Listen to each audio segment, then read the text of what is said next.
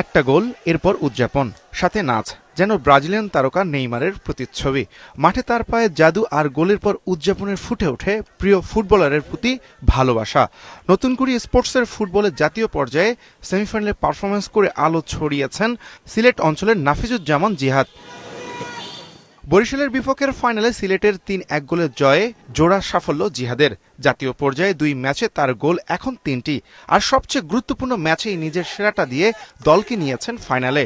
সবকিছু আলহামদুলিল্লাহ, আমরা চেয়েছিলাম আজকের ম্যাচটা উইন হয়ে আমরা ফাইনালে যাইব, তারেক রহমান স্যারের সাথে দেখা করব, এটাই আমরা কুচে অনেক ভালো, আমরা যদি টিপস দিয়েছেন। আমাদের টিম বহুত ভালো খেলেছি, আমরা সিলেটবাসী হাতে একটা ট্রফি উপহার দিতে যাই। জিহাদের এই সাফল্যের শুরুটা আজকের নয়। ২০২৪ সাল থেকে নিয়মিত অনুশীলন করছেন সিলেটের নিউ আজাদি ফুটবল একাডেমিতে। তবে খেলা শুরু ৩য় শ্রেণী থেকে। সুনামগঞ্জের আমবাড়ি থানার আইমাগায়ের গ্রামের সন্তান জিহাদ। সপ্তম শ্রেণীতে পড়া এই শিক্ষার্থী নতুন করে স্পোর্টসে উপজেলা পর্যায়ে করেছিলেন ৫ গোল। জেলা পর্যায়ে আছে আরও একটি। নেইমার ও হামজাকে আইডল মানা কিশোর, ২ উইঙ্গে সমান দক্ষ। এখানে আমি আসতে পারি, যেটা আমার গর্বের বিষয়। আমি প্রথমবার ঢাকা এসে খেলেছি।